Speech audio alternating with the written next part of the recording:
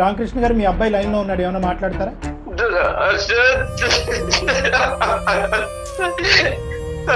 ఎలా ఉన్నావురా?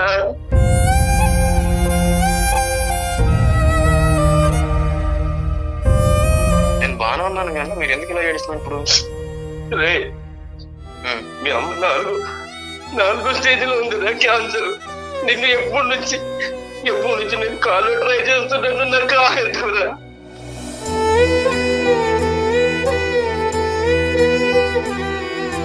మీ అమ్మ చావు బతుకులో కొట్టు బిడ్డారుందిరా. అది చనిపోయిందా?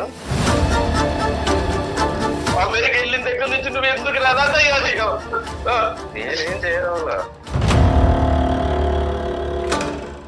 పెద్ద ఆయన చేయటానికి 2 కారణాలు ఉన్నాయి. ఒకటి, నాయన చావు బతుకుల్లో ఉండేటటువంటి నీ తల్లిని చూడటానికి ఒకసారి రారా బాబు అని ఒక రిక్వెస్ట్. ఒక నిమిషం.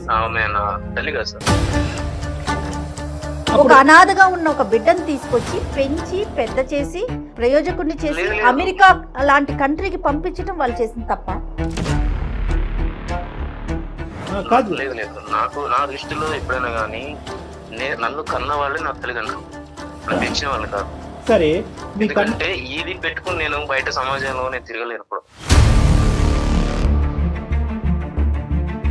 నన్ను మీరు ఎందుకు పెంచారు, నన్ను పెంచకుండా ఉంటే బాను, నా గాలికి నన్ను వదిలేసేటటువంటి మాట ఈ రోజు మీరు సుఖంగా సంతోషంగా అమెరికాలో దర్జాగా బతుకుతూ ఉన్నప్పుడు అడిగేటటువంటి మాట కాదండి. నాన్న అనే పదం కూడా రాలేదు. అంత పాపం ఏం చేశారండి వాళ్ళు? అనితతో చరి సమానంగా కానీ లేదంటే దానికి మించైనా కూడా మిమ్మల్ని బాగా ఎక్కడైనా లోటు జరిగిందా? ఒక్క మాటలో చెప్పండి. 100% కాదు కదా, 100% కాదు కదా, 200% వచ్చినాయి కదా మీకు, 200% వచ్చినాయి కదా. ఆ 200% వెనక్కి ఇచ్చేసేయండి. వాళ్ళు వద్దని చెప్తున్నారు మళ్ళీ. ఏం సరే ఆయన మధ్యలో ఆయన వాయిస్ వినడానికి నాకు చిరాకు ఉంది ఇప్పుడు.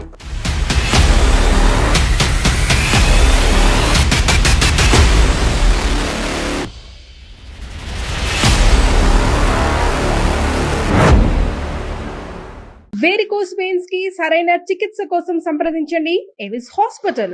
ఎవిస్ హాస్పిటల్ సమర్పించు అందమైన జీవితం కార్యక్రమానికి స్వాగతం. నమస్తే కళ్యాణ్ గారు. నమస్తే జయ గారు. కళ్యాణ్ గారు, రామకృష్ణ అని మనకు ఒక పెద్ద ఆయన మెయిల్ చేశారండి. ఆయన వయసును కూడా మెన్షన్ చేశారు కాబట్టి నేను పెద్ద ఆయన అని చెప్తున్నాను. పెద్ద ఆయన చేయటం చాలా చాలా బాధ అనిపించిందండి నాకైతే. ఇమీడియట్గా మీతో మాట్లాడించాలి అనిపించింది. తప్పకుండా జయ గారు, ఒకసారి కాల్ చేసేస్తానండి. తప్పకుండా. ఏంటి వృద్ధాప్యంలో అంత సమస్య? చాలా అంటే తీవ్రంగా ఉంది సమస్య కూడా.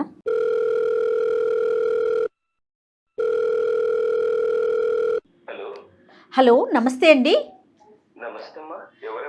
నేను జయానండి, అందమైన జీవితం ప్రోగ్రామ్ నుంచి కాల్ చేస్తున్నాను. సుమన్ టీవీ నుంచి కదమ్మా? అవునండి, అవునవును. చెప్పండి అమ్మా. మీరేదో కంగారులో ఉన్నట్లున్నారు, లేకుంటే బాధగా ఉన్నారు. మీ వాయిస్ అయితే నాకు అట్లా అనిపిస్తా ఉంది. మాట్లాడొచ్చండి? అయ్యో అయ్యో, బాధపడకండి.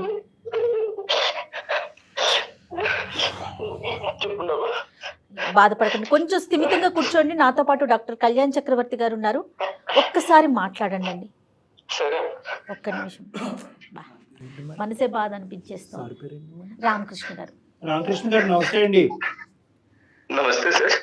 కొద్ది గుండె నెబ్బరపరుచుకుని కొద్దిగా చెప్పాలి మాకు. ఆవిడ క్యాన్సర్ అండి. అయ్యో, 4వ స్టేజ్ లో ఉంది సార్. 4th stage. అయ్యో, మా అబ్బాయి ఎంత పిలిచినా రావట్లేదండి. మీ అబ్బాయి ఎక్కడున్నాడండి? అమెరికాలో ఉన్నాడు. అమెరికాలో ఉన్నాడు సార్. ప్రెజెంట్ ఇప్పుడు ముంబైలోనే ఉన్నాడు సార్. ముంబైలో ఉన్నాడు. అవును సార్. ఎందుకంటే అంత కఠినంగా ఉన్నాడు అబ్బాయి? అంటే తల్లి 4వ స్టేజ్ క్యాన్సర్ లో ఉన్నా కూడా చూడటానికి రాకపోయినంత తప్పు మీరేం చేశారు? ఏం లేదండి, వాడు చిన్న పురిట్లో ఉన్నప్పుడే వాళ్ళ అమ్మ చనిపోయింది సార్. పురిట్లో ఉన్నప్పుడు వాళ్ళ అమ్మగారు చనిపోయారు. వాళ్ళ అమ్మగారు చనిపోయారు. మేము దత్తగా తీసుకున్నాం సార్ వాడిని. వాళ్ళ నాన్న 40 రోజులు కాకముందే ఇంకొక పెళ్లి చేసుకున్నాడు సార్. వాళ్ళ నాన్న వీడిని సరిగ్గా చూసుకోకపోతే మా ఆవిడ చూసి వాడిని ఏమండి మనం దత్తగా తీసుకుందామండి, మన దగ్గర పిల్లలు లేరు కదా, మన ఇల్లు మన సంసారంలో వాడు ఒకడు ఉంటాడండి, వాడిని మన పిల్లల్లా చూసుకుందామండి అంటే నేను వాడిని దత్తగా తీసుకున్నాను సార్. నాది సెంట్రల్ గవర్నమెంట్ ఉద్యోగం సార్ నాది. అయితే వాడికి బాగా చదివించుకున్నాం సార్ వాడిని. అంత చదివించుకున్న తర్వాత వాడికి ఇంటర్మీడియట్ ఆ లెవెల్లో ఎవరు చెప్పారు సార్ మా బంధువులు, నువ్వు వెళ్ళి పుట్టిన బిడ్డోడు కాదురా, నేను దత్తత తీసుకున్నానని చెప్పారు సార్. అప్పటి నుంచి వాడు మమ్మల్ని దూరం దూరం దూరం ఉంటున్నాడు సార్. వాడు రామకృష్ణ గారు తర్వాత మీకు ఎవరైనా సంతానం కలిగారండి? మేడం ఒక పాప పుట్టింది మేడం, అనిత మేడం. అనిత ఆమె వాళ్ళ హస్బెండ్ సాఫ్ట్వేర్ ఇంజనీర్ ఉండే మేడం. పెళ్ళైపోయింది. యాక్సిడెంట్ లో చనిపోతే ఆమె ఇంట్లోనే ఉంది మేడం. ఇప్పుడు ఆమెకి 2 పిల్లలు. అయ్యో. ఆమె ఇక్కడే ఉంది. మాకు ఆర్థికంగా లోటైతే ఏం లేదు మేడం. వాడు ఇంటికి రావాలి, వాళ్ళమ్మ ఒక్కసారి నెచ్చు కన్నాను చూసి చనిపోతానంటుంది మేడం. 4వ స్టేజ్ మేడం, క్యాన్సర్. అయ్యో. బాబు 15 సంవత్సరాల వరకు మీరు చెప్పలేదు మీరు దత్తత తీసుకున్నారు బాబుని అనేది? లేదు సార్, వాడు ఇంటర్మీడియట్ వరకు నేను ఏమీ చెప్పలేదు సార్. ఎవడో చెప్పాడు సార్ బయట వాడు. వాడికి ఎంత ప్రేమగా చూసుకున్నామంటే మేము అంత ప్రేమగా చూసుకున్నాం సార్. వాడికి టైఫాయిడ్ జ్వరం వస్తే అక్కడ ఎక్కడో బీహార్ లో ఒక తావే మందిరం ఉంటే ఆ తావే మందిరం కూడా వెళ్ళి మా ఆవిడ ముక్కుకుంది సార్. అక్కడ వెంకటేశ్వర స్వామి ముక్కుకొని నడిచి ఆ పై దాకా వెళ్ళి ముక్కు తీర్చుకుని వచ్చాను సార్. ఇంత చేసినా వాడు అసలు వాళ్ళ అమ్మ అంత ఇంత కూడా కనికరం లేదు సార్ వాడికి. వాస్తవానికి ఏంటంటే అనితని ఎంత బాగా చూసుకున్నారో బహుశా అదే స్థాయిలో దత్తత తీసుకున్నటువంటి అబ్బాయిని కూడా అదే స్థాయిలో చూసుకున్నాను సార్. అదే కదా సార్ నా బాధ. అంత బాగా చూసుకున్న కొడుకు ఈ రోజు నువ్వు నా నాన్న కాదు, నువ్వు మా అమ్మ కాదు అని చెప్తే ఎంత బాధ ఉంటుంది సార్ మాకు. అంటే ఈ రోజు అన్నాడా సార్ ఇంటర్మీడియట్ ఇది తెలిసినప్పటి నుంచి అలాగే ప్రవర్తిస్తున్నాడా సార్? ఇంటర్మీడియట్ అప్పుడు వేరే చోట చదువుకుంటాం నాన్న, వేరే చోట చదువుకుంటా అంటే అక్కడ పంపించాను సార్ నేను. అక్కడ నుంచి అలా అలా అలా మెల్లిగా మాకు దూరం అవుతే వస్తున్నాడు వాడు. అంటే అప్పుడు ఎవరో ఏదో చెప్పారు సార్ వాడికి. అప్పటి నుంచి మమ్మల్ని ఇగ్నోర్ చేస్తున్నాడు సార్. తెలిసి తెలియనట్టుగా పట్టించుకోవడం లేదు. అంటే ఇంకా దూరంగా చదువుకుంటాను చదువుకుంటా చదువుకుంటా. వాడు ఇంకా మా దగ్గర ఉంటాడు కదా అని మా చెల్లెలు కూతురికి ఇచ్చి పెళ్లి చేయాలని నేను నిర్ణయించుకున్నాను సార్. మా చెల్లెలు కూడా సరే అన్నయ్య అనేది. ఎవరు పుట్టిన అబ్బాయి అయినా కూడా మా చెల్లెలు కూడా యాక్సెప్ట్ చేసింది సార్. చేసుకుంటాను అన్నయ్య వాడిని అని చెప్పింది. సరే చేసుకున్నంతలో వాడు అక్కడ అమెరికాలోనే ఒక అమ్మాయిని చూసి ప్రేమించి వాడు ఏం చేశాడు సార్, మమ్మల్ని అసలు ఇన్వైట్ కూడా చేయలేదు, మమ్మల్ని పిలవలేదు. నేను కాల్ చేస్తే లేదా నానా మీరు ఎవరు రావద్దండి, అసలు ఎవరికి ఇన్ఫార్మ్ చేయొద్దండి, మన బంధువులకి ఎవరు చెప్పకండి, నేను ఇక్కడ పెళ్లి చేసుకుంటున్నాను, మీరు రావాల్సిన అవసరం లేదు, అమ్మ రావాల్సిన అవసరం లేదని చెప్పాడండి. తెలుగు అమ్మాయేనండి అమెరికా అమ్మాయా? తెలుగు అమ్మాయి అండి. ప్రేమించి పెళ్లి చేసుకున్నాడు. వాళ్ళ వరకు అయితే హ్యాపీగానే ఉన్నారు. వాళ్ళ వరకు హ్యాపీగా ఉన్నారు సార్. కానీ ఒక్కసారి కూడా మమ్మల్ని చూడడానికి రావడం లేదు సార్. అంటే మాకు అర్థం కావట్లేదు మీరు చేయని తప్పుకు మిమ్మల్ని ఎందుకు శిక్షిస్తున్నాడు మీ అబ్బాయి అనేది మాకు అర్థం కావట్లేదు. మీ కుటుంబ సభ్యులు అందరికీ తెలుసా ఈ అబ్బాయి దత్తత తీసుకున్నారు మీరు అనేది? సార్ మా కుటుంబంలో అందరికీ తెలుసండి ఈ అబ్బాయి మీద దత్తత తీసుకున్నామని. కానీ ఎవ్వరు అబ్బాయికి చెప్పలేదు. కానీ ఇంటర్మీడియట్ చదివేటప్పుడు మాత్రం ఎవరో చెప్పారో అప్పటి నుంచి మీరు మా తల్లిదండ్రులు కాదు కదా అని వాడు దూరం అలాగే వెళ్ళిపోతున్నాడు. కానీ ఒకటి రామకృష్ణ గారు, ఎస్పెషల్లీ దత్తత తీసుకునేటటువంటి కేసులతో నాకు చాలా అనుభవం 30 సంవత్సరాలు బట్టి. నేను అనేది ఏంటంటే దత్తత తీసుకున్నప్పుడు ఒకానొక సందర్భంలో ఒక కీలకమైనటువంటి వయసు, అది కూడా పీడియాట్రిక్ సైకియాట్రిస్ట్ డాక్టర్ చెప్తారు ఈ టైంకి మీ అబ్బాయి సూటబుల్గా ఉన్నాడు, మీ అమ్మాయి సూటబుల్గా ఉన్నాడు, ఈ టైం అప్పుడు డిక్లేర్ చేయండి అంటారు. చేయాలి, డిక్లేర్ చేయాలి. ఒక ఎస్పెషల్ ఏంటంటే కుటుంబ సభ్యులు అందరికీ తెలిసి ఉన్నప్పుడు, ఎందుకంటే లేదంటే ఇది చాలా ఎడ్జ్ మీద ఉంటుందమ్మా ఇష్యూ. ఏదన్నా కుటుంబ సభ్యుల మధ్యన ఈ కుటుంబానికి మధ్యన ఏమన్నా చిన్న తగాదా వచ్చిందంటే ఆ అబ్బాయికి చెప్పకూడనటువంటి విధంగా చెప్తే ఈ విధంగా మనుషులు మారిపోతూ ఉంటారు. మీరు ఎప్పుడు చెప్దాం అనుకున్నారు రామకృష్ణ గారు?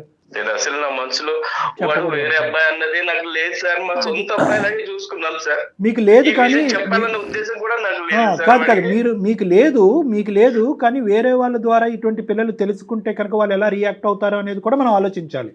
అంటే మీరు ఎంత బాగా చూసుకున్నా కూడా నా తల్లిదండ్రులు వీళ్ళు కాదా, నన్ను పెంచి పెద్ద చేసినటువంటి తల్లిదండ్రులు వీళ్ళు కాదా అనేటటువంటి మనస్తాపం, బాధ ఏదైతే ఉంటుందో అది ఈరోజు మీకు నాకు ఎవరికి కూడా ఊహించుకున్నంత ఎత్తులో ఉంటుంది ఆ బాధ.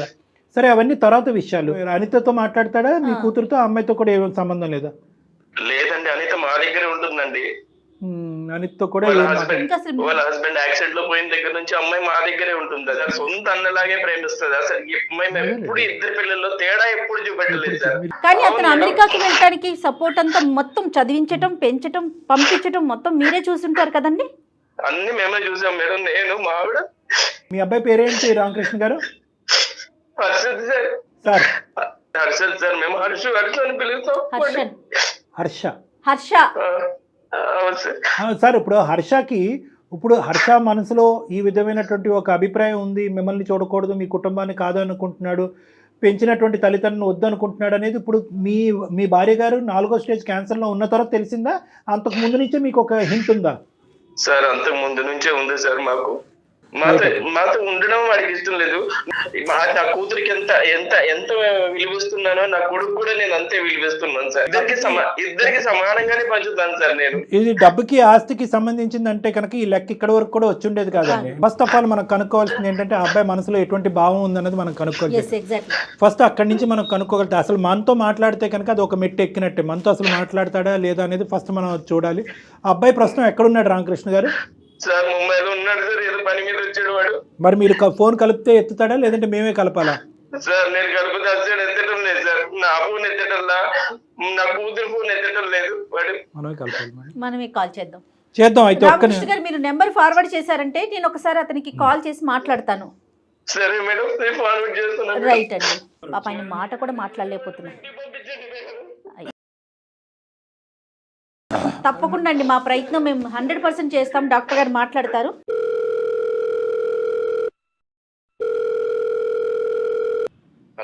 హలో, నమస్తే అండి హర్షిత్ గారు. నా పేరు జయ అండి. నేను సుమన్ టీవీ అందమైన జీవితం ప్రోగ్రామ్ నుంచి మాట్లాడుతున్నాను. నాతో పాటు డాక్టర్ కళ్యాణ్ చక్రవర్తి గారు ఉన్నారు. ఒక 5 minutes మీతో మాట్లాడొచ్చా? అంటే ఒక చిన్న ఇష్యూ ఒకటి ఉండింది, దాని గురించి మాట్లాడదామని. సారీ అండి, మీ పర్మిషన్ లేకుండా మీకు కాల్ చేశాము. సుమన్ టీవీ ఇది అందమైన జీవితం అని ఒక పెద్ద ప్రోగ్రామ్ని మనం కండక్ట్ చేస్తూ ఉంటాము. ఎవరైతే సమస్యతో ఉన్నారో వాళ్ళకి డాక్టర్ కళ్యాణ్ చక్రవర్తి గారు తగిన సలహాలు సూచనలు ఇచ్చి వాళ్ళ సమస్యకు ఒక పరిష్కార దిశగా మేము తీసుకెళ్తామండి. సో మా దాకా ఒక సమస్య వచ్చింది మీ ఫ్యామిలీకి సంబంధించి. మీరెవరండి మా ఫ్యామిలీ గురించి డిస్కస్ చేయడానికి? Harshit hi Harshit, good afternoon. నా పేరు డాక్టర్ కళ్యాణ్ చక్రవర్తి.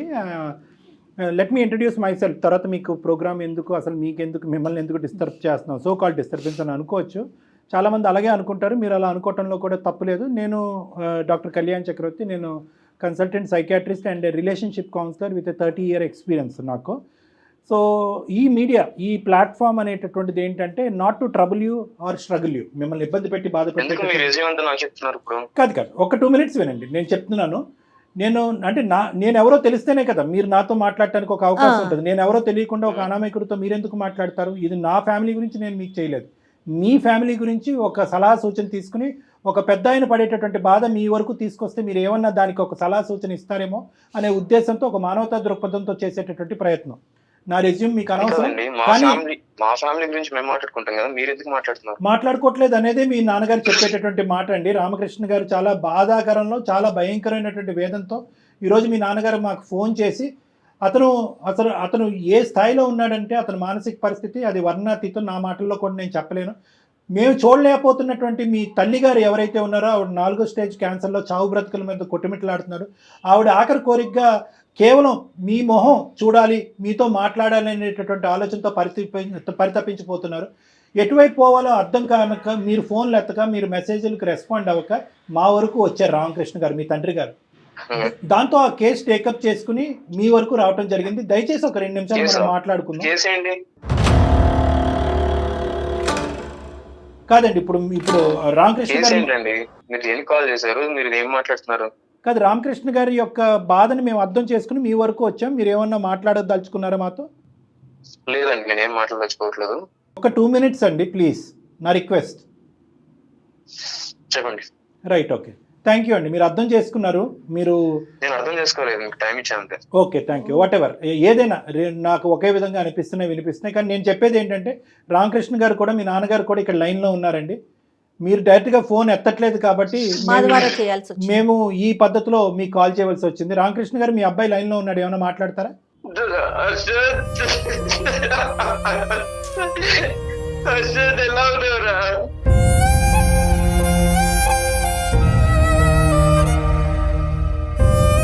నేను బాగానే ఉన్నాను కానీ మీరు ఎందుకు ఇలా ఏడుస్తున్నారు ఇప్పుడు? మీ అమ్మ 4వ స్టేజ్లో ఉందిరా క్యాన్సర్. నిన్ను ఎప్పటి నుంచి నేను కాలు ట్రై చేస్తున్నాను, నాకు ఆగదురా.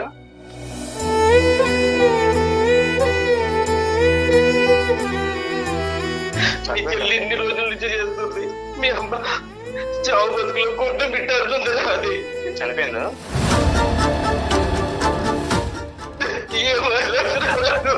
ఒక్కసారి వచ్చి చూడరా, ఒక్కసారి వచ్చి చూడరాడు. అమెరికా వెళ్ళిన దగ్గర నుంచి నువ్వు ఎందుకు రాదా తయారయ్యావు?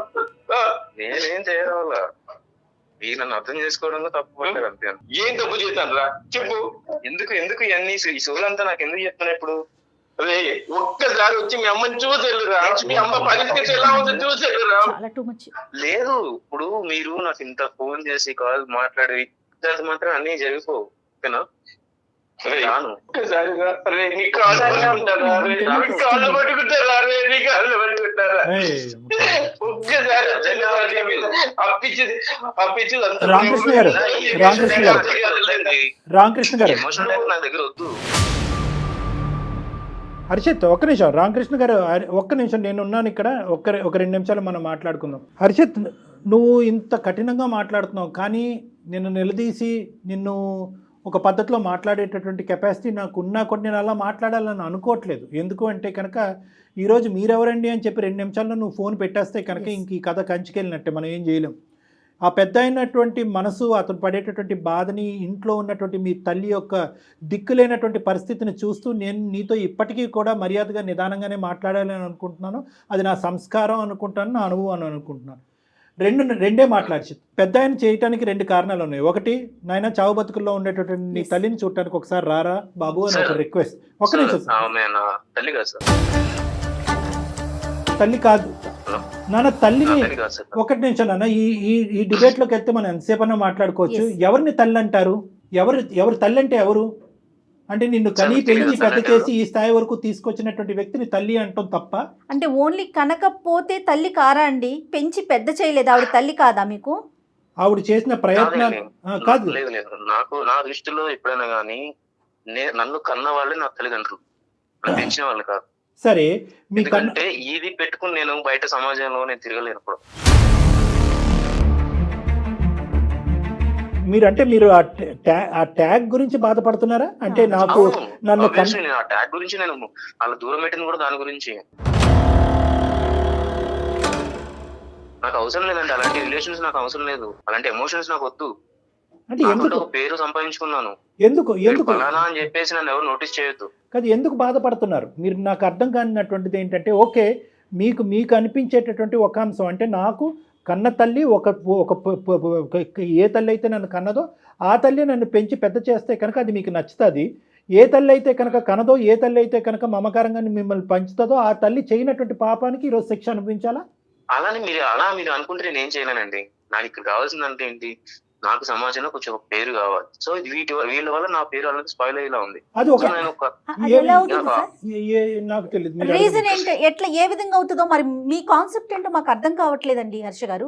ఏ విధంగా మీ పేరు, నేను వాళ్ళ పేరెంట్స్ యాక్సెప్ట్ చేయనండి. మీరే అది మీరే చెప్పండి, సమాజం మీద రుద్దమాకండి. హలో హర్ష గారు మీరు చెప్పేదే మాట్లాడుతున్నారు, మేము చెప్పేది ఒకసారి వినండి. అది మీ అభిప్రాయం, సమాజానికి ఉండదు అలాంటి అభిప్రాయాలు. అంటే అటువంటి అనుభవం మీకు ఏమన్నా ఉంటే చెప్పండి. అంటే ఎవరన్నా మిమ్మల్ని చిన్న చూపు చేశారా? దత్తత తీసుకున్నారా? నువ్వు ఆవిడకు పుట్టినటువంటి బిడ్డో కాదు అని ఎవరన్నా మిమ్మల్ని చిన్న చూపు చేశారా? చాలా సందర్భాలు నేను ఫేస్ చేశాను కాబట్టి అంత పెంచిన వాళ్ళు కూడా కాదని ఎందుకు వచ్చేసాను. నేను ఎంత బాగా హర్ట్ అయి ఉంటాను వాటి గురించి. నేను అలాంటి ఫేస్ చేశాను చాలా.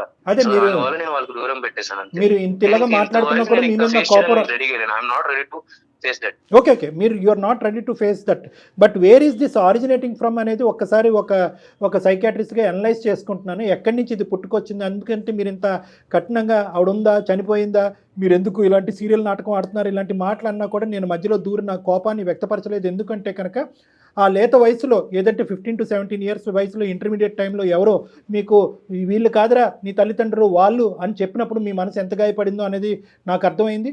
రెండోది ఏంటంటే కనుక, ఒకటికి చాలా సందర్భాల్లో నువ్వు దత్తపుత్రుడు అనేటటువంటి మాట అనటం వల్ల మీ మనసు గాయపడి ఉంటుంది అనేది కూడా నాకు అర్థమైంది. కానీ నేను ఇంకొక యాంగిల్లోంచి వస్తున్నాను. అదేంటి అంటే కనుక, ఏ తల్లి అయితే కనుక చనిపోకుండా మీరు అనాథ కాకుండా ఉండేటటువంటి పరిస్థితి ఆ తల్లి పెంచుంటే కనుక ఆ పేదరికంలో ఈరోజు మీరు అమెరికా వెళ్ళుండేవారా? ఈ స్థాయిలో మీరు ఉండేవారా? ఈ సంపాదన మీకు ఉండేదా? ఇది నెంబర్ 1. నెంబర్ 2 ఏంటంటే, తల్లి చనిపోయినటువంటి మీ కన్న తల్లి, ఈ జ్ఞాపకాలన్నీ మీకు గుర్తు చేస్తూ మిమ్మల్ని బాధపడుతున్నాను, ఏమనుకోవద్దు. మీ కన్న తల్లి చనిపోయినటువంటి 10 రోజులకో 15 రోజులకో ఆ మహానుభావుడు ఇంకో పెళ్లి చేసుకున్నాడు అనేటటువంటి ఆలోచన ఉన్నటువంటి కుటుంబంలో మీరు పెరిగి పెద్ద అయి ఉంటే కనుక సంతోషించి ఉండేవారా? అంటే మీ వాదనకి నేను ఏకీభవిస్తున్నాను. అంటే నా కన్న తల్లిదండ్రులు వేరే వాళ్ళు కాదు. మేమేమంటున్నా అంటే కన్నటువంటి వాళ్ళు ఎవరైనా కూడా పెంచినటువంటి వాళ్ళు మీకు ఆ సంతోషాన్ని సుఖాన్ని ఇచ్చేటటువంటి వాళ్ళు తల్లిదండ్రులు కాదు, దేవుళ్ళు అని అంటారు. ఒక అనాథగా ఉన్న ఒక బిడ్డను తీసుకొచ్చి పెంచి పెద్ద చేసి ప్రయోజకుడిని చేసి అమెరికా లాంటి కంట్రీకి పంపించడం వాళ్ళు చేసిన తప్ప అంటే అర్థం కావట్లేదు. అతను కూడా వాళ్ళు పెంపకాన్ని లోపభూయిష్టం చేసి ఏలెత్తి చూపెట్టట్లేదు జయ గారు. అతను కాన్సెప్ట్ ఏంటంటే వాళ్ళని తప్పుగా చూపెట్టట్లేదు, కానీ ఇతనికి పడినటువంటి ఆ బీజం ఏదైతే చిన్నప్పటి నుంచి నలుగురు 4 విధాలుగా మాట్లాడుకుని నుంచి ఇతన్ని హేళన చేసి వెక్కిరించేటటువంటి ప్రయత్నం చేశారో ఆ ట్యాగ్ లైన్కి కారణమైనటువంటి వాళ్ళు వీళ్ళే నన్ను పెంచినటువంటి దత్తత చేసినటువంటి ఈ తల్లిదండ్రులు లేకపోతే నాకు ఆ ట్యాగ్ ఉండదు కదా అని చెప్పి. కరెక్టే. ఆ తల్లిదండ్రులు లేకపోతే ఈ రోజు మీరు ఎక్కడున్నారు? ఆ కాన్సెప్ట్ అర్థం చేయడం గురించి నన్ను మీరు ఎందుకు పెంచారు, నన్ను పెంచకుండా ఉంటే బాను, నా గాలికి నన్ను వదిలేసేటటువంటి మాట ఈ రోజు మీరు సుఖంగా సంతోషంగా అమెరికాలో దర్జాగా బతుకుతూ ఉన్నప్పుడు అడిగేటటువంటి మాట కాదండి. ఒకప్పుడు వాళ్ళు పెంచకపోతే కనుక మీరు ఎక్కడో ఏదో చేసుకుంటూ బతుకుండేవారు. అప్పుడు కూడా ఈ మాట అన్ని ఉండేవారా? ఇదేంటి ఇంత అన్యాయం చేశారు నా కన్న తల్లిదండ్రులు, ఈ సమాజంలో నన్ను పెంచి పెద్ద చేసేటటువంటి ఒక నాదురే లేదు అని అప్పుడు బాధపడి ఉండేవారా? ఈ రోజు మీరు కంఫర్ట్ జోన్ లోకి వచ్చాక మీరు అంటున్నారు నన్ను ఎందుకు పెంచారు. అది నా తెలివి వల్ల వెళ్ళానండి, నా తెలివి వల్ల, నా చదువు వల్ల నేను అలా వెళ్ళాను అంతే. అమెరికాలో వెళ్ళిపోతారా అండి? కాదండి, ఫైన్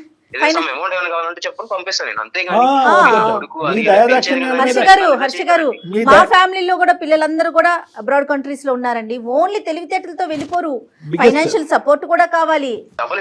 ఓహో, ఇప్పుడు మీరు ఎవరిని కొనక్కర్లేదు, అటువంటి దిక్కు లేనటువంటి స్థితిలో వాళ్ళే లేరు. వినండి హర్ష గారు, 2 నిమిషాలు. మీరు మాట్లాడేది అంతా కూడా చాలా 5th గేర్ లో మాట్లాడారు. మీరు 5th గేర్ లో మాట్లాడితే నేను 10th గేర్ లో మాట్లాడగలను, కానీ అది నా సంస్కారం కాదు. ఎందుకంటే ఈరోజు మీరు ఫోన్ పెట్టేస్తే కనుక ఆ మహానుభావుడికి ఇంకా కొడుకు అనేటటువంటి దిక్కు లేకుండా అతను ఇంకో దేనగాథలోకి వెళ్ళిపోతాడు. కాబట్టి అతను పాయింట్ ఆఫ్ వ్యూలోంచి నేను చాలా ఇదిగా మాట్లాడుతున్నాను. ఏమండి, మీకు తెలుసు ఎందుకు ఈ మాటలన్నీ ఓన్లీ మీ తెలివితేటల వల్లే వెళ్ళిపోయారు అక్కడికి. సోకాల్డ్ అమ్మ నాన్న, మీరు అమ్మ నాన్న అని పిలటానికి కూడా ఇష్టపడట్లేదు. ఇంతసేపు మాట్లాడుతున్నా నాన్న అని పదం రాలేదు మీ నోట్లో. నాన్న అనే పదం అని ఇంకో 4 తిట్లు తిట్టినా బాగానే ఉండేది. ఆ మహానుభావుడు ఇంతటితో సరిపెట్టుకుంటానని ఫోన్ పెట్టేసి ఉండేవాడు. నాన్న అనే పదం కూడా రాలేదు. అంత పాపం ఏం చేశారండి వాళ్ళు? మిమ్మల్ని పెంచటమే తప్ప అంత పాపం ఏం చేశారండి? ఈరోజు ఆవిడ క్యాన్సర్తో చచ్చిపోతుంది. హర్ష గారు, ఆవిడ క్యాన్సర్తో చనిపోతుంది. ఏమైంది మానవత్వం? ఒక్కసారి మా ఆవిడతో మాట్లాడిస్తాం సార్ మా బాబుని. ఈ బహుశా కొడుకు ఎక్కడో ఉన్నాడు, ఏదో చేసుకుంటున్నాడని ఫోన్ ఎత్తట్లేదని అనుకునేటటువంటి తత్వం వేరో, ఫోన్ ఎత్తిన తర్వాత ఇప్పుడు ఇక్కడ ఎవరు చనిపోయారని చెప్పి ఏడుస్తున్నాం అనే మాట ఇంకా భయంకరంగా ఉంటుంది. దయచేసి ఆవిడకి ఈ మాటలు వినిపించకూడదు. మనం ముగ్గురు మాట్లాడుకుందాం. హర్ష, ఒక్క నిమిషం. హర్ష చెప్పండి ప్లీజ్ నాన్న, ప్లీజ్. మరీ ఎంత కఠోరంగా మాట్లాడితే నేను ఏమీ మాట్లాడలేను. ఖచ్చితంగా కఠోరమే నాన్న. ఇది కఠినత్వం. కొన్ని వేలాది లక్షలాది మంది ఈ ప్రోగ్రామ్ చూసేటటువంటి వాళ్ళు, డాక్టర్ గారు మీరు అంత మర్యాద ఇచ్చి అంత నెమ్మదిగా అతనితో ఎందుకు మాట్లాడుతున్నారు అని అనేటటువంటి వాళ్ళు. అదే ఎందుకు నేను ఎటు పోదు కదా. కాకపోతే నా ఇంటెన్షన్ అది కాదు, నాకు వాళ్ళు వద్దు, అది నాకు మెయిన్ ప్రాబ్లం. నాకు వద్దు కాదండి, ఎవరో ఏదో చేసిన దానికి. సార్ కొద్దిసేపు నేను మాట్లాడాలంటే ఆయన సైలెంట్ గా ఉంటానండి. రామకృష్ణ గారు, అతను ఏదో చెప్తారంట, వినండి. చెప్పండి హర్ష. నా మెయిన్ పాయింట్ ఏంటంటే నాకు వాళ్ళు వద్దు సార్. మీరు స్టార్టింగ్ నుంచి 10 నిమిషాలు కాదు, ఎంత స్టార్టింగ్ ఎంత ఒక 2 minutes అడిగారు కదా, మీరు 15 minutes టైం ఇచ్చినా కూడా నేను ఏదో చెప్తాను లాస్ట్ ఒకటి. నాకు తను అవసరం లేదు, వాళ్ళ అవసరం లేదు నాకు. తన మనసుకి పడిన గాయం కోసం వీళ్ళని ఇబ్బంది పెట్టడం కష్టం కాదు కదా. ఎంత గాయపడిన ఇంత గాయపడదు మేడం. హర్ష గారు, మీరు చెప్పింది అయ్యిందా? మళ్ళీ నేను టైం ఇవ్వలేదు అంటారు, నేను మాట్లాడచ్చా? చెప్పండి. మీ తల్లిదండ్రులు ఇప్పటి వరకు 25-26 ఇయర్స్ వచ్చేంత వరకు మిమ్మల్ని ఎలా పెంచేవారు అనేది ఒక్కసారి మీ మాటల్లో మీరు చెప్పండి. ఏదైనా లోటు చేశారా? ఇవ్వకూడదు ఏదైనా ఇచ్చారా? ఇవ్వాల్సింది ఏదైనా ఇవ్వకుండా ఉన్నారా? ప్రేమ ఆప్యాయత అనేటటువంటిది పెంచుకున్నటువంటి అనితతో సరి సమానంగా కానీ, లేదంటే దానికి మించైనా కూడా మిమ్మల్ని బాగా చూసుకున్నారా? ఎక్కడైనా లోటు జరిగిందా? ఒక్క మాటలో చెప్పండి.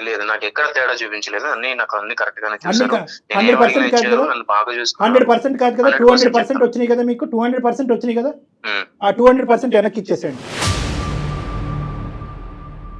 సరే అండి, ఇవ్వండి. ఇప్పుడు అదే అడుక్కుంటున్నాడు ఆ పెద్ద ఆయన. మాకు కావాల్సిన ఈ వృద్ధాప్యంలో ఉండే చావు బ్రతుకుల్లో ఉండేటటువంటి మమ్మల్ని ఇద్దరిని ఆ ప్రేమ ఆప్యాయత ఇవ్వండి. మీరు ఇచ్చేటటువంటి డబ్బులు అక్కర్లేదు. ఇవ్వనండి, ఇవ్వలేను. ఇప్పుడు నాకు వద్దనే కదా మీరు పాయింట్ మర్చిపోతున్నారండి. వాళ్ళు వద్దని చెప్తున్నారు మళ్ళీ ఏం సార్ ఆయన మధ్యలో ఆయన వాయిస్ వినడానికి నాకు చిరాకు ఉంది. ఇప్పుడు ఓ మై గాడ్, ఇరిటేటింగ్ గా ఉంది అంతా. ఎక్కడ వినలేదు చూడలేదు మేడం. ఇది చూడడం కూడా ఇలాంటి సమస్యను ఎక్కడ వినలేము. ఇది సమస్య కాదు మేడం, ఇది వన్ సైడెడ్ సమస్య. పోనీ మా నాన్న ఆ వయసులో ఇలా చేశాడు, మా అమ్మ ఇలా చేసింది కాబట్టి నేను ఇంత కఠోరంగా మారిపోయాను, నా కోడల్ని నా భార్యని ఇలా నాన్న మాటలు అన్నారు కాబట్టి నా భార్యని తీసుకుని నేను అమెరికా వచ్చి వ్యత్యాసం చూపించారు. ఇది కంప్లీట్ గా వన్ సైడెడ్. వీళ్ళు ఏం పాపం చేశారు?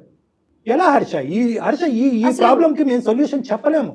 ఐఎమ్ సారీ, మీరే చెప్పగలరు ఈ ప్రాబ్లం కి. వాళ్ళ వల్ల పడిన ఇబ్బందులు ఏంటి లేవంటున్నాడు కదా మేడం. 100 కాదు 200% ఇబ్బంది లేదు. ఇది జస్ట్ ఈస్ ఫిక్సేషన్. అతని యొక్క ఫిక్సేషన్, అతని యొక్క కాన్సెప్ట్. ఏంటా కాన్సెప్ట్ అంటే కనుక పెంచినటువంటి తల్లిదండ్రులు పెంచి ఈ లెవెల్ వరకు వచ్చేనా పెంచబడ్డటువంటి తల్లిదండ్రులకి ఒక కొడుకుగా అతను సమాజానికి చూపెట్టదలుచుకోలేదు. అతను కనేటటువంటి పిల్లలకి పలానా వాళ్ళు నేను దిక్కులేనప్పుడు వదిలేస్తే కనుక పలానా వాళ్ళు నాయనమ్మ తాతయ్య నేను పెంచారా అని పిల్లలకు చూపెట్టాలనుకోవట్లేదు. భార్యకి వీళ్ళు నన్ను పెంచినటువంటి అత్తమామ అన్నట్టుగా చూపెట్టుకోవట్లేదు. సో ఈ పెంచినటువంటి అనేటటువంటి ట్యాగ్ అతనికి నచ్చకపోవటం అనేది అతని బ్రెయిన్ లో పడినటువంటి ఒక ఫిక్సేషన్. అంతే కదా హర్ష? అంతే అండి, మీరు బాగా అర్థం చేసుకున్నారు. ఇంతే అర్థంగా కాలు పట్టుకుంటారు పట్టుకున్నంత మాత్రం ఏమొస్తుంది? ఏమి రాదు నాన్న, ఎవరి కాళ్ళు ఎవరు పట్టుకున్నంత మాత్రం ఏమీ రాదు. కొంచెం పంపించండి సార్ మా వాడిని. నేను కూడా వచ్చి కాలు పట్టుకుంటాను. ఇది రాదు కదా. పోనీ రండి, ఆ విధంగా కాలు పట్టుకోండి ఒకసారి. ఆ తని తిరుగుతుంది ఆ మహాతల్లికి. పోనీ వచ్చి కాలు పట్టుకుని మీరు నా తల్లిదండ్రులు కాదు అనే మాట చెప్పడానికి గురించేనే ఇక్కడికి రండి. హర్ష గారు మాట్లాడుతున్నారండి మీరు. ఇంతగా ఒక పెద్ద ఆయన ఇన్నిసార్లు ఈ విధంగా మాట్లాడుతున్నా కూడా మీకు కనికరం అనిపించట్లేదండి? కనీసం వచ్చి ఒకసారి కనిపించి వెళ్ళిపోండి. ప్రేమ లేకపోయింది. నేను ఏం చెప్పాను, ఏం మాట్లాడాను అనేటటువంటిది నీకు నచ్చచ్చు నచ్చకపోవచ్చు. నెంబర్ 1 చెప్పా పెట్టకుండా నీకు ఫోన్ చేయటం, దానివల్ల మా మీద ఎంత కోపం ఉందో మాకు తెలియదు. కానీ ఇవన్నీ తీసి పక్కన పెట్టు. చిన్నప్పుడు మాట్లాడినటువంటి మాటలన్నీ తీసి పక్కన పెట్టు. 1కి 100 సార్లు నీ నోటు వెంట నువ్వే అన్నావు 200% నా తల్లిదండ్రులు నన్ను ప్రేమించారని చెప్పి. ఏ మచ్చ లేనటువంటి ఈ పెంపకాన్ని ఎందుకు ఇలా శిక్షిస్తున్నావు? ఒక్క 2 నిమిషాలు ఆలోచించు. బతిమాలుకుంటున్నాను, వేడుకుంటున్నాను, అడుక్కుంటున్నాను. రామకృష్ణ గారు, మీ అబ్బాయితో ఏమైనా చెప్పాలి అనుకుంటున్నారా? సార్ చాలా ఉంది సార్ చెప్పడానికి. మీ అమ్మ చేసిన తప్పేమన్నా ఉందా? నేనేమన్నా తప్పు చేస్తానంటే శిక్షించరా? ఒక్కసారి హర్ష, నేను ఏం చేయటం కాదు నన్ను, ఏం చేయాలో నీకు తెలుసు. మేం చెప్పేవాళ్ళం ఎవరు నీకు తెలుసు. నీది మరీ అంత కఠోరమైనటువంటి మనసు కాదు. నువ్వు ఎందుకు అలా మారిపోయావు మాకు అర్థం కావట్లేదు. ఒక్కసారి 4 మెట్లు దిగి మీ నాన్నగారు వేడుకునేటటువంటిది ఏంటి అన్నది ఒక్కసారి కళ్ళు మూసుకుని ఆలోచించండి, అన్ని క్లియర్ అవుతాయి. ఇది డబ్బుల గురించి కాదు, ఆస్తుల గురించి కాదు. సార్ అక్కడికి వచ్చిన తర్వాత నాకు వాళ్ళ రిలేషన్స్ ఎవరైతే ఉన్నారో వాళ్ళందరూ వచ్చి నన్ను పాయింట్అవుట్ చేసి మాట్లాడతారు, నాకు నచ్చదు. ఇంకొకటి ఏంటంటే చిల్లి భర్త లేడు, చిల్లి పిల్లలు ఇలా అని చెప్పేసి ఈ రిలేషన్స్ ఈ ఎమోషన్స్ అన్ని తీసుకొచ్చి నన్ను ఎత్తులు పెట్టద్దు అని చెప్పండి సార్. నేను వచ్చి కామ్గా చూసి ఓకే ఆవిడ హెల్త్ బాగాలేదన్నారు, ఓకే నేను వచ్చి చూసి వెళ్ళిపోతాను అంతే. ఇది కూడా నేను రాకూడదనే డిసైడ్ అయింది. కాకపోతే వీళ్ళు నా ఫ్యామిలీ అని మీరు అంటున్నారు. సరే బయట మనుషులు మీరేంతలా నా గురించి ఆలోచించి మా ఫ్యామిలీ గురించి ఆలోచించి చెప్తున్నారు కాబట్టి నేను ఏదో వచ్చి చూసి వెళ్ళిపోవడం మీకోసం పర్టికులర్ గా హర్ష గారు థ్యాంక్ యూ సో మచ్ అండి మా మాట మన్నించినందుకు. అయితే మీరు వచ్చేటప్పుడు ఒక్కసారి ఫోన్ చేశారంటే ముందు మనం డాక్టర్ కళ్యాణ్ గారి దగ్గర ఒక్కసారి కూర్చుందాం. ఒక 10 నిమిషాలు మాట్లాడాక అందరం కలిసి అమ్మని చూడటానికి వెళ్దాం ప్లీజ్. ఆ అవకాశం మాత్రం మాకు ఇవ్వండి. సరే అండి, సరే. Super very good. Thank you Harsha, thank you so much. మా విన్నపాన్ని మా బాధను మన్నించినందుకు. మీ తల్లిదండ్రుల గురించి నేను ఇలా అడుక్కోవటం అనేది నాకు విడ్డూరంగా అనిపించింది. అయినా కానీ మాకు అందరికీ నచ్చినటువంటి ఫలితం బహుశా ఫ్యూచర్లో మీకు ఎంతో మమ్మల్ని మీరే ఎంతో ఆశీర్వదిస్తారేమో. అరే ఇంత మంచి కార్యక్రమం అని చెప్పి, ఇంత మంచి వేదిక అని చెప్పి. ఇది ఎందుకంటే ఒక కుటుంబానికి మించినటువంటిది ఏదీ లేదు. ఆ కుటుంబాన్ని కలిపినటువంటి పుణ్యం మాకుంటుంది. మీరు చేసేటటువంటి స్టెప్ ఏదైతే ఈరోజు తీసుకుంటున్నారో దాన్ని అందరూ హర్షిస్తారండి. Everybody is going to be happy about this. చాలా థాంక్యూ అండి, చాలా థాంక్యూ.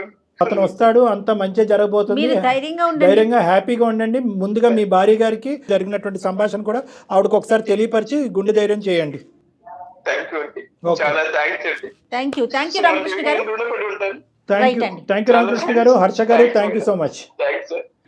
కళ్యాణ్ గారు, మీ ఒపీనియన్ తీసుకోకుండానే నేను మిమ్మల్ని కలవమని చెప్పాను. రీజన్ ఏంటంటే వన్స్ ఒక్కసారి మీ దగ్గరికి వచ్చి కూర్చొని మీతో ఒక్క 10 నిమిషాలు మాట్లాడితే తన మనసు మారుతుందన్న నా అభిప్రాయం. అంతేనండి. ఫోన్ కన్నా కూడా డైరెక్ట్గా అనేసరికి ఫేస్ టు ఫేస్ మనసులో బాధ కానీ ఏదైనా కూడా మీరు బయటకు తీసేయగలుగుతారని ఒక అభిప్రాయం అండి. తను వచ్చేటప్పుడు మీకు నేను కాల్ చేస్తాను, దాన్ని ఒక్కసారి కూర్చుందరు. తప్పకుండా జయ గారు. రైట్ అండి, థ్యాంక్ యూ, నమస్తే. థ్యాంక్ యూ జయ గారు. వేరికోస్ వెయిన్స్ కి సరైన చికిత్స కోసం సంప్రదించండి ఎవిస్ హాస్పిటల్.